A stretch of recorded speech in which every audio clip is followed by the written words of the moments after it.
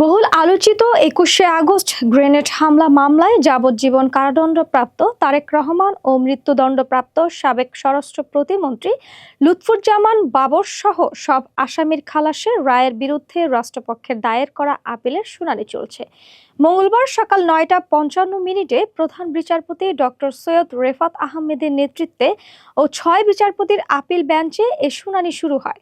আদালতে রাষ্ট্রপক্ষে শুনানি করছেন deputy attorney general Abdullah Al Mahmud Masud. Tarique Rahman ও বাবরের পক্ষে শুনানি করছেন অ্যাডভোকেট এস.এম. শাহজাহান এবং অ্যাডভোকেট মোহাম্মদ শিশির মনির। এ সময় বিএনপিপন্থী বেশ কয়েকজনের আইনজীবী আদালতে উপস্থিত ছিলেন। গত ১২ই জানুয়ারি হাইকোর্টের বিচারপতি এ.কে.এম. আসাদুজ্জামান ও বিচারপতি সৈয়দ এনায়েত হোসেনের বেঞ্চ ২১শে আগস্ট গ্রেনেড হামলা মামলায় নিম্ন আদালতে যাবজ্জীবন কারাদণ্ডপ্রাপ্ত তারেক রহমান এবং মৃত্যুদণ্ডপ্রাপ্ত লুৎফুজ্জামান বাবর সহ সব আসামিকে খালাস দেন। রায়ে আদালত বলেন, এই মামলার বিচার প্রক্রিয়া ছিল অবৈধ, কারণ যে অভিযোগপত্রের ভিত্তিতে বিচার করা হয়েছিল তা আইনগতভাবে গ্রহণযোগ্য ছিল না।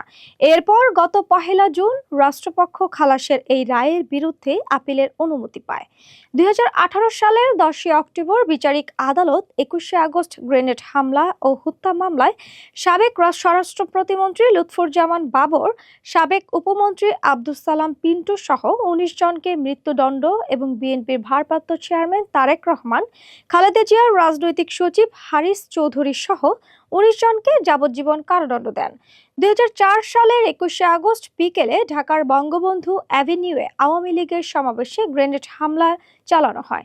এই হামলায় আওয়ামী লীগের মহিলা বিষয়ক সম্পাদক আইভি রহমান সহ ২৪ জন নিহত হন। তৎকালীন বিরোধী দলীয় নেতা শেখ হাসিনা সহ কয়েকশো নেতাকর্মী আহত হন, যাদের মধ্যে অনেকে পঙ্গু হয়ে গেছে।